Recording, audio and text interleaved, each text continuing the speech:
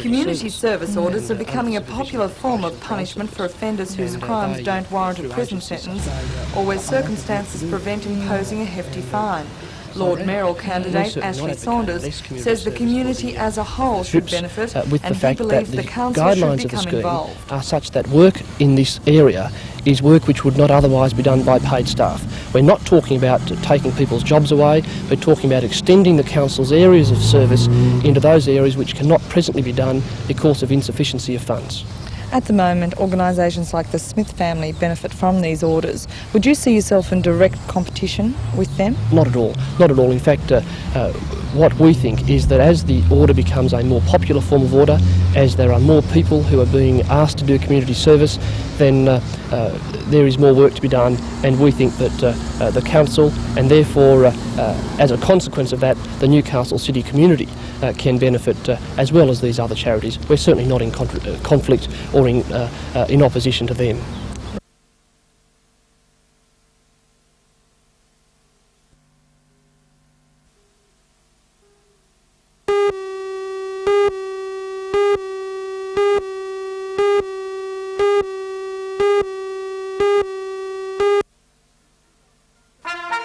Solicitor Ralph James paid $200 for the 3-minute shopping spree at a Darwood House restoration auction, and he was in fine form when he lined up at Shuey's Mount Hutton store.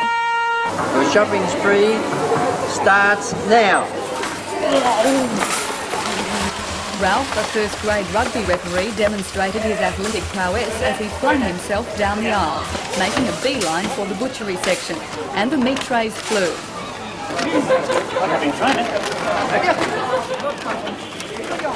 A mad dash back to the checkouts where all the goods had to be deposited within the 3-minute time limit.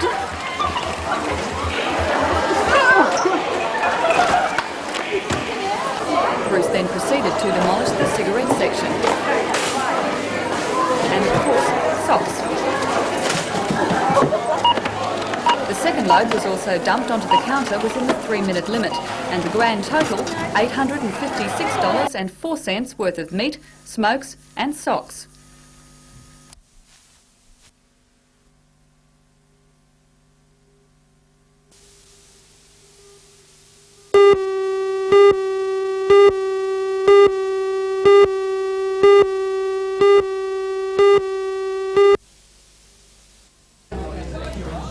The plan to take Newcastle into the 21st century is the umbrella project for the Citizens Group.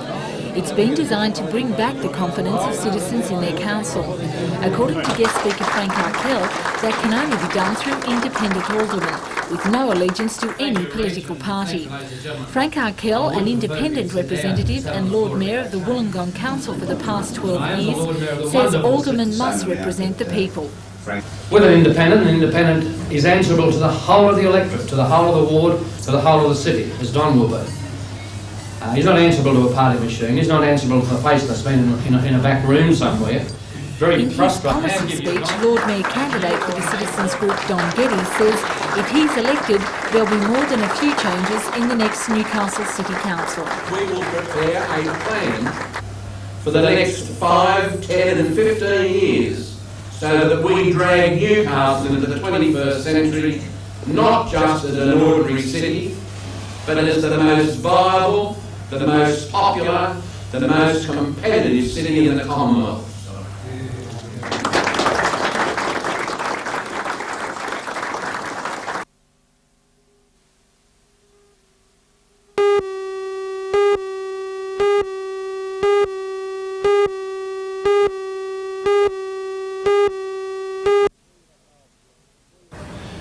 We have no objections to high technology.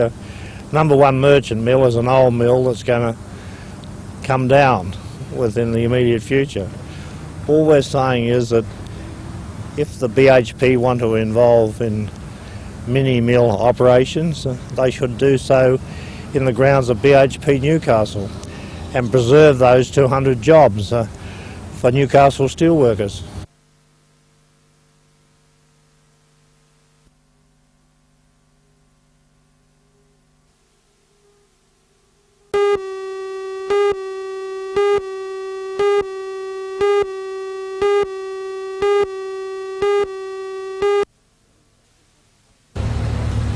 Police say the 25-year-old electrician was working near the operator's cabin of the Basin coal loader number 1.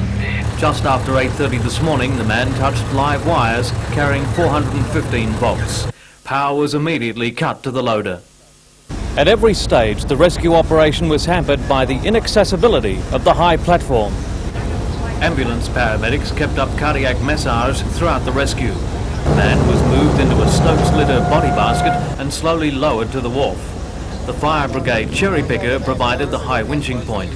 The paramedics continued to treat the man before he was transferred to a waiting ambulance. He was rushed to Royal Newcastle Hospital but was pronounced dead on arrival.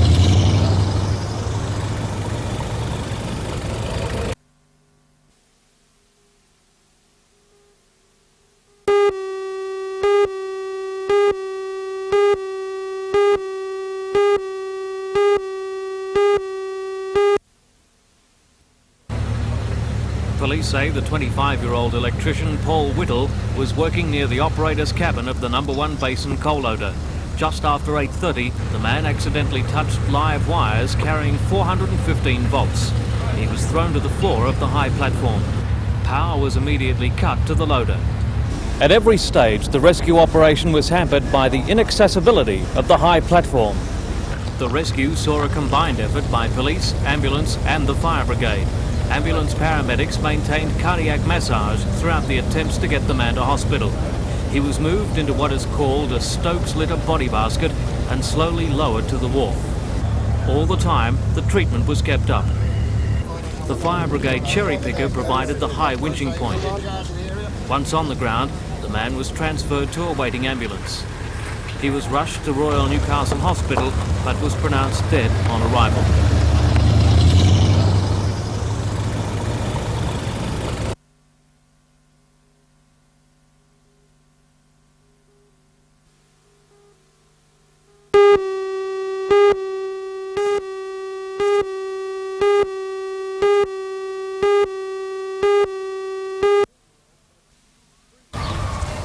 Three-year-old Jason Thompson was playing with toys in this park behind his house yesterday when the incident occurred. Other local youngsters were prodding a beehive in a tree, just as they were doing again today, when the irate swarm flew out and covered young Jason. It was only quick work by neighbours who rushed to the scene and wrapped the boy in a blanket that prevented his injuries being worse than they were. A lot. His head was just a mass of bees. You couldn't see his hair for the bees just all over them. Okay.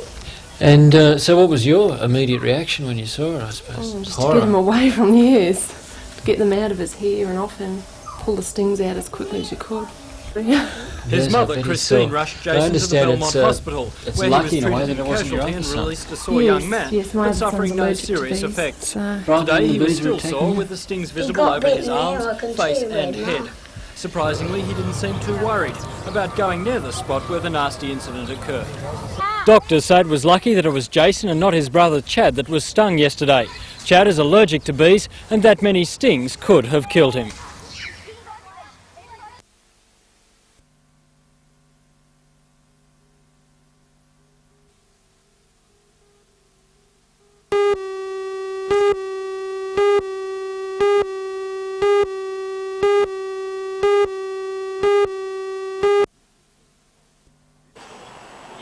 This year's winning poem is titled Poland and is the work of Lily Brett, the wife of top Australian painter David Rankin. Poland tells the story of Lily's visit to the country where her parents were born and survived the horrors of the Nazi Holocaust. Ironically, Lily's mother, around whom much of the poem is based, died this week. The courtyard you skipped in on Pomorska Street is small and bleak. The Jewish school 72 steps up from you is bolted and barred, its records burnt. I came to lodge to see if you lived before me, Mother. It's obviously been a labour of love. Are you pleased to have won an award for it? Oh, pleased. I'm beside myself with happiness. I'm not pleased.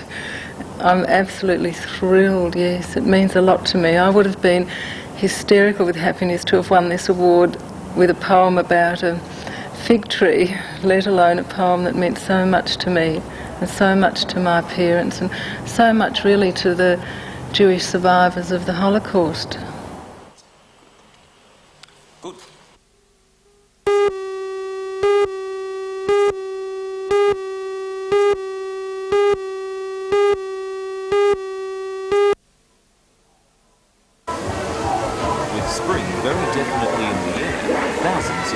filled Civic Park to see what Matara 1986 has to offer.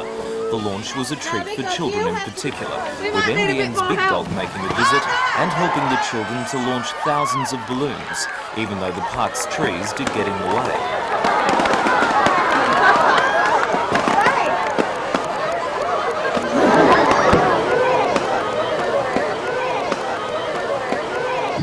Elsewhere in the park, other animals were keeping the crowd entertained. Chinese lions from the Australian Academy of Tai Chi held a fascinated audience. And on a larger scale, the Aussie worm provided adventure for the kids. The arts have received particular attention at this year's Matara, and the City Hall features numerous exhibitions. One of the most important is the annual Reg Russell Memorial Prize for Life Drawing. The contest is restricted to visual arts students under the age of 25, and Indra Massons took out the $500 first prize. In the basement of the City Hall is the so-called Secret Garden, which was organised by the Life Without Barriers Foundation to bridge the gap between disabled people and other members of the public.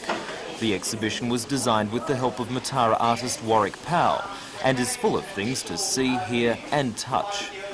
Disabled people can do things, they're not to be forgotten, and they should and can be involved in whatever's going on, part of the community.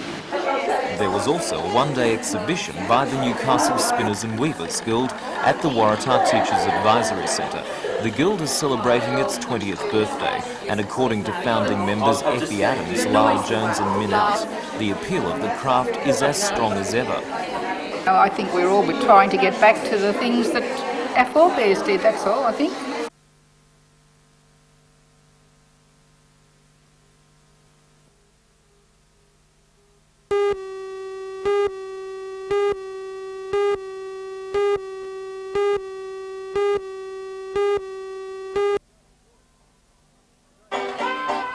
Today's glorious weather provided an ideal opportunity to take in the view of Port Stephens from the inner lighthouse near Little Beach.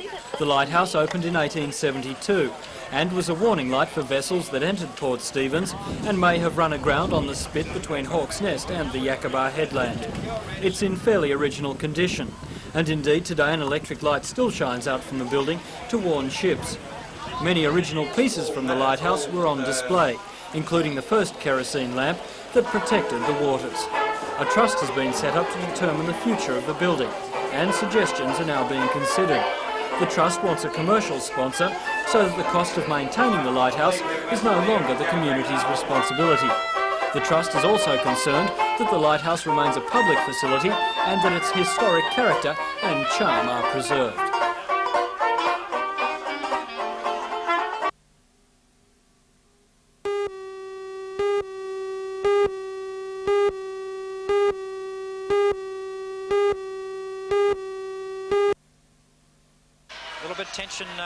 The Falcons went into the match as underdogs.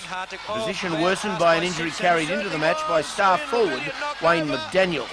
Coburg boasts a couple of hotshot Americans, the leading point scorer in the league Jim Foster and the Kareem Jabbar lookalike Willie Simmons. The latter of the two was the destroyer last night.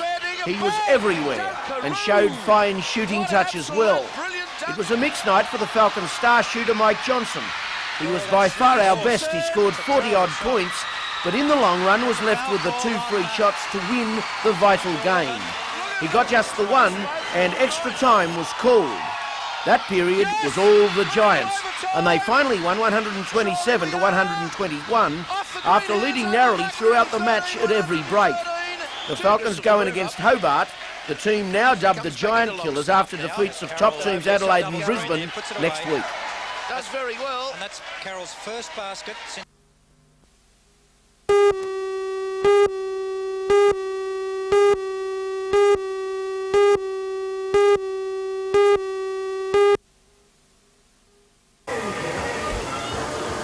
Whether you're a lover of art, music, dancing, food, fairs or just having fun, Matara is where you'll find it. The Spring Festival opened on the weekend, and organisers say this week is jam-packed with festivities and exhibitions. The arts have once again featured at Matara, with entries in the Reg Russell Memorial Awards on display at City Hall. In Civic Park there's stalls and musical attractions, and this week is full of sporting events. In its 26th year, Matara is helping to put Newcastle on the map. I think two things. One, gaining national status as far as the concerto competition and the poetry prize and the Peter Sparks Memorial Pastel Prize. And they're national competitions and draw entries not only from Australia but from overseas as well. But apart from that, it's very much community based and it's something for everyone. There's the occasion for almost everyone in Newcastle to be part of it in some way, and I think that's the most important thing about it. Is it putting us on the map? What about tourists?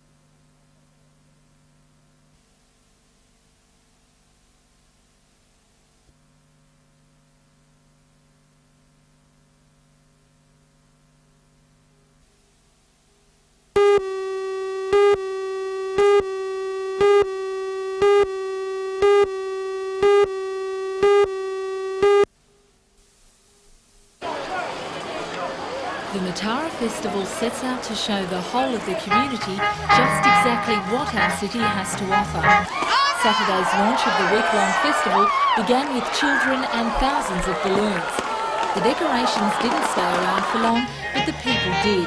And that's what Matara is all about, according to promoter Helen Duncan. I think it's gone beautifully. We were very lucky with the weather, of course, but the crowds have surpassed all our expectations and the whole weekend's been enormously successful.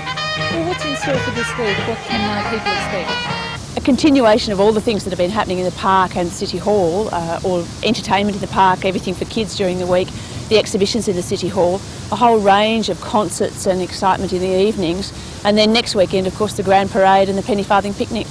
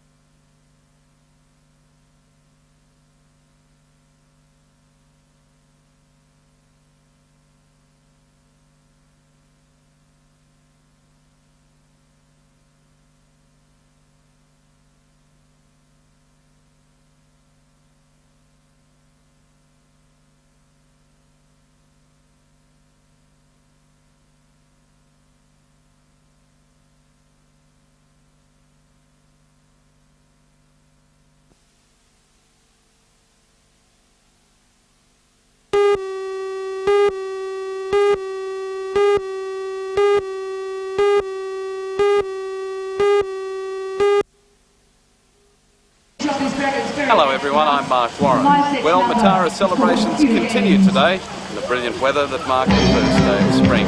I'll have a report on some of the highlights in tonight's news. Join Anna Manzoni and John Church for all the news tonight at 6.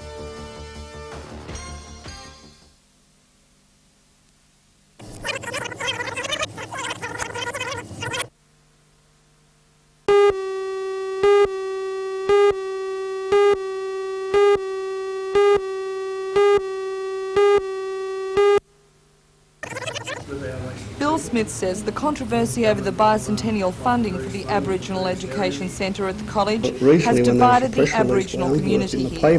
He says at last year's annual general meeting of the co-op, the members voted unanimously to reject all bicentennial funding as a matter of principle. But the Aboriginal people as a whole across Australia, and there might be a fragmentation which I'm hearing now, and I'm very hurt about it, made a stand against accepting the bicentennial funding, because I can put it back to you. What have we got to celebrate when you look at all the injustice that's been caused down throughout the years? Mr Smith says now a number of Aboriginals have turned their backs on the decision of the majority and have taken the easy way out by accepting the bicentennial bribe for the project instead of pursuing alternative forms of funding. But despite the cooperative's opposition, the college says the project will go ahead. Public Relations Officer at the college, Keith Powell. there's a great lot of benefit that will come from the Education Centre. It's not just for our students, but it's also for the community as a whole. So it'll be for all the students studying at the university and at the College of Advanced Education to see what Aboriginal culture is all about. So although it's a meeting place for the Aboriginal students and help them socially and culturally and academically, it's also for all the rest of our students and also for the community.